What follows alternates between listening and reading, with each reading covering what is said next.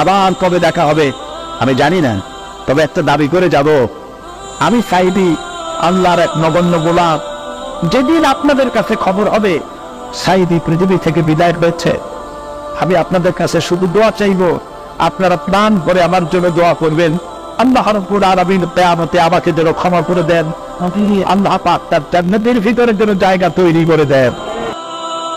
আমি শুধু আপনাদের দোয়া চাই, আর কিয়ামতে আমি চাই যারা আমাকে ভালোবাসলেন, যারা আমাকে মহব্বত করেন, তাদের সংখ্যা আমি জানি অনেক অনেক অনেক বেশি।